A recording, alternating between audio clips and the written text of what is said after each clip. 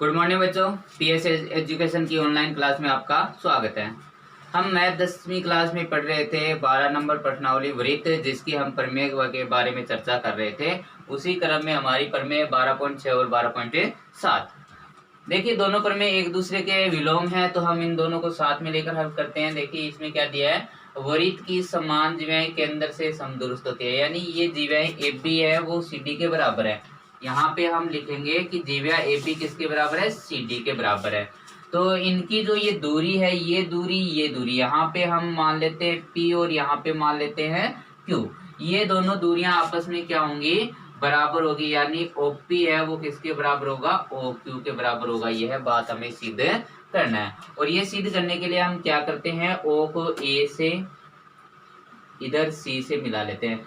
जरूरी नहीं है कि O को A से मिलाते हैं, O को B से भी मिला सकते हैं। यहाँ O को C से जरूरी नहीं है, O को D से भी मिला सकते हैं।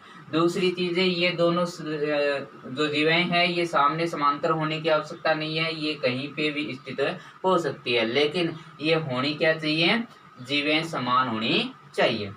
यहाँ पे जो दिया गया है उसका विपरीत यहाँ पे है। देखिए क्या गया है, किसी वृत्त की जीवाएं केंद्र से बराबर दूरी पर हों, यानी ये जो दूरी है ये यदि बराबर है, यानी OP बराबर है OQ, तो सिद्ध करना है कि ये जो जीवाएं हैं ये आपस में बराबर होंगी, यानी AB किसके बराबर होगा, CD के। ठीक है, दोनों एक दूसरे के विपरीत है। दिया हुआ यहाँ पे सिद्ध करना है, यहाँ जो दिया गया है वो यहाँ सिद्ध करना है। देखिए किस प्रकार से, यहाँ पे हमें दो त्रिभुज दिए गए हैं। ठीक है, कौन कौन से त्रिभुज, APO और CQO। दोनों त्रिभुजों को हमें सर्वाक्षम करना है। सर्वाक्षम करने के लिए इनके कोई 3 पार्ट हमें बराबर करने होंगे। देखिए पहले हम यहाँ से चलते हैं कि AB है वो किसके बराबर है, CD के बराबर है। अतः हम यह लिख सकते हैं कि जो ये AP है वो किसके बराबर होगा, CQ के बराबर होगा। AP किसके बराबर होगा, CQ के। क्यों, क्योंकि वृत्त का केंद्र है वो जीवा को क्या करता है, लंब समद्विभाजित करता है। तो ये पूरी जीवा है, इसको ये केंद्र है वो लंब समद्विभाजित करेगा। इसी प्रकार यहाँ पर ये OQ है वो CD पे लंब है और इसको समद्विभाजन करेगा, यानी ये भाग इसके बराबर होगा और ये भाग इसके बराबर होगा। तो AP बराबर क्या लिख सकते हैं, CQ। अब दोनों त्रिभुज नंबर 1 हम कौन से लेते हैं, APO व दूसरा जो त्रिभुज हमारा कौन सा, CQO।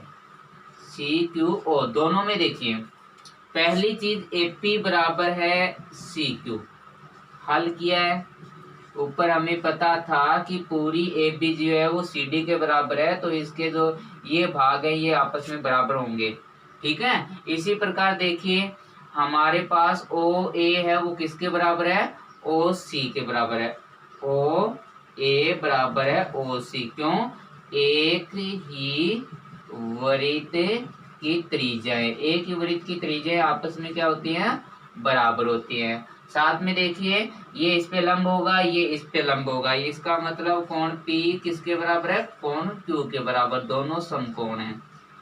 अब देखिए हमारे पास दो भुजाएं और एक कोण है बराबर है, तो कौन सा नियम लगाएंगे यहाँ पे, SAS नियम से दोनों त्रिभुज क्या होंगे, सर्वाक्षम। त्रिभुज APO सर्वाक्षम होगा त्रिभुज CQO। सर्वाक्षम त्रिभुजों की संगत भुजाएं बराबर होती है, तो PO बराबर QO, यानी OP बराबर किसके, OQ के। और यही बात हमें सिद्ध करना था कि यदि दो जीवें आपस में बराबर हैं तो वो केंद्र से क्या होगी, समदूरस्थ होंगी।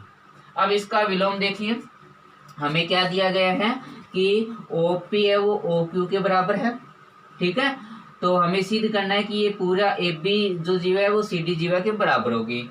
तो उत्पत्ति के अंदर देखिए हम क्या लिखेंगे, ये दो त्रिभुज है, इन दोनों त्रिभुजों को हमें क्या करना है, सर्वाक्षम हल करना है। तो त्रिभुज APO व त्रिभुज CQO में देखिए क्या क्या है, यहाँ पे देखना है कि OP है वो OQ के बराबर है, क्योंकि यह बात हमें दिया गया है। OP है वो OQ के बराबर है, यह बात हमें क्या है, दिया हुआ। आगे देखिए, यहाँ पे OA है वो OC के बराबर है, OA बराबर है OC। यह देखिए एक ही वृत्त की त्रिज्या है, एक ही वृत्त की त्रिज्या आपस में क्या होती है, बराबर होती हैं। आगे देखिए, यहाँ पे ये 90 डिग्री का, ये 90 डिग्री का, यानी कोण P बराबर कोण Q दोनों क्या है, समकोण हैं। तो इसका मतलब SAS नियम से दोनों त्रिभुज क्या होंगे, सर्वाग्र त्रिभुज APO सर्वाग्र है त्रिभुज CQO। सर्वाग्र त्रिभुजों की संगत भुजाएं बराबर होती हैं। तो AP किसके बराबर होगा, CQ के। तो हम लिखेंगे AP बराबर होगा CQ। क्यों, क्योंकि दोनों त्रिभुज सर्वाग्र है तो इनकी संगत भुजाएं बराबर होगी। अब यदि मैं AP को 2 से गुणा कर दूं तो CQ को भी 2 से गुणा करना होगा। अब देखिए AP का दोगुना कितना होता है, AB होगा, और CQ का दोगुना कितना होगा, CD होगा। क्यों होगा, क्योंकि आपको पता है कि वृत्त का केंद्र जीवा को क्या करता है, लंब समद्विभाजित करता है। देखिए हमारी ये जो महत्वपूर्ण प्रमेय है 12.8, एक चाप द्वारा वृत्त के केंद्र पर अंतरित कोण वृत्त के शेष भाग पर अंतरित कोण का दुगना होता है। देखिए क्या करना है, देखिए ये चाप है हमारा कौन सा, AB चाप, ठीक है। AB चाप द्वारा वृत्त पर जो ये पूरा AOB कोण है, ये वृत्त के केंद्र पर है, ठीक है, और ये ACB है, ये वृत्त के शेष भाग पर है। तो इन दोनों के मध्य संबंध बताना है कि ये AOB है वो ACB का दुगना होता है, ठीक है। ये बात हमें दिया गया है और सिद्ध करना है कोई कोण AOB है वो दुगना है कोण ACB के। अब रचना के अंदर एक रचना करते हैं कि इस C को O से मिलाकर इसे आगे बढ़ा देते हैं P तक, ठीक है। अब देखिए यह एक हमारा त्रिभुज है, AOC एक त्रिभुज है जिसमें AOP बाह्य कोण है। इसी प्रकार BOC हमारा अन्य त्रिभुज है जिसका BOP बाह्य कोण है। और हमें पता होना चाहिए किसी त्रिभुज के एक बाह्य कोण का मान है वो अंतराभिमुख त्रिभुज के अंतराभिमुख कोणों के योग के बराबर होता है। तो मैं यहाँ पे हमारी आसानी होने की दृष्टि से यहाँ पे मैं मान लेता हूँ 1 और 2, यहाँ 3, 4, यहाँ 5, यहाँ 6, इस प्रकार हम इन्हें माने लेते हैं कि ये कोण 1 नंबर, ये 2 नंबर, ये 5, ये 6 और ये 3 और 4, ठीक है। अब हम क्या करते हैं, पहले हम त्रिभुज लेते हैं, त्रिभुज AOC में कोण एक कौन सा कोण है, बाह्य कोण है। अतः हम क्या कर सकते हैं, इस एक का मान रखेंगे तो इस एक का मान इन अंतराभिमुख कोणों के योग के क्या होगा, बराबर होगा। तो कोण 3 प्लस कोण 4, क्योंकि हमें पता है किसी त्रिभुज के एक बाह्य कोण का मान उसके अंतराभिमुख कोणों के योग के बराबर होता है। इसी प्रकार त्रिभुज BOC में कोण 2 है वो क्या है, बाह्य कोण है। तो हम यहाँ पे क्या लिख सकते हैं कि कोण 2 इक्वल टू कोण, सॉरी भैया 5 होगा, 4 व 6, 4 प्लस 6। इस बाह्य कोण का मान इस अंतराभिमुख कोणों के योग के बराबर होगा। इन्हें समीकरण 1 नंबर नाम देते हैं, इसको समीकरण नंबर 2 नाम देते हैं और समीकरण 1 को 2 में जोड़े लेते हैं। क्या करेंगे, समीकरण 1 को किसमें जोड़ेंगे, समीकरण 2 में जोड़े लेंगे। अब देखिए समीकरण 1 में कोण 1 और यहाँ कोण 2 ये आपस में प्लस होंगे, कोण 1 प्लस कोण 2 इक्वल टू कितना होगा, कोण 3 प्लस 5, कोण 3 प्लस कोण 5 प्लस कोण 4 प्लस कोण 6, कोण 4 प्लस कोण 6। यहाँ देखिए कोण 1 प्लस कोण 2, एक बार ऐसे रख लेते हैं, इक्वल टू 3 नंबर कोण है वो 5 के बराबर होगा, क्योंकि AOC एक समद्विबाहु त्रिभुज है। कैसे है समद्विबाहु? क्योंकि ये देखिए OA किसके बराबर होगा, OC के बराबर होगा, ठीक है।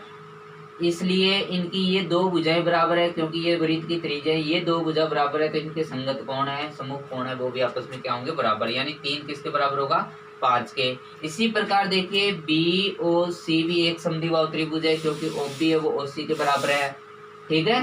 तो कोण 4 किसके बराबर होगा, 6 के बराबर होगा। तो यहाँ पे लिखते हैं हम कोण 3 प्लस कोण 5 के स्थान पे 3 लिख देते हैं, कोण 4 प्लस 6 के स्थान पे भी कोण है 4 लिख देते हैं, और यहाँ पे इनका कारण देंगे, चूंकि त्रिभुज AOC व त्रिभुज BOC कौन से त्रिभुज है, समद्विबाहु त्रिभुज है, और त्रिभुज समद्विबाहु त्रिभुज के समान भुजाओं के सम्मुख कोण क्या होते हैं, समान होते हैं। तो देखिए कोण 1 प्लस कोण 2 इक्वल टू, यहाँ पे ध्यान देना है कि कोण 3 है वो 2 बार है, और कोण 4 भी कितनी बार है, 2 बार है। दोनों में से 2 क्या ले लेंगे, कॉमन ले लेंगे, तो हमें पता चलेगा कि कोण 2 बार नहीं, सॉरी 2 को बार कॉमन लेने पर कोण 3 प्लस कोण कितना होगा, 4। अब ध्यान दीजिए कोण 1 2 दोनों को प्लस किया तो पूरा ये कोण, और इस कोण का नाम हम क्या देंगे, कोण AOB इक्वल टू, अब आगे देखिए ये 2 का 2 कोण 3 प्लस कोण 4, इस पूरे कोण को क्या नाम दोगे आप, ACB। और यही बात हमें सिद्ध करनी थी कि केंद्र पर बनने वाले कोण का मान है वो परिधि के किसी भी शेष भाग पर बनने वाले, किसी भी बिंदु पर बनने वाले कोण का क्या होता है, दुगना होता है।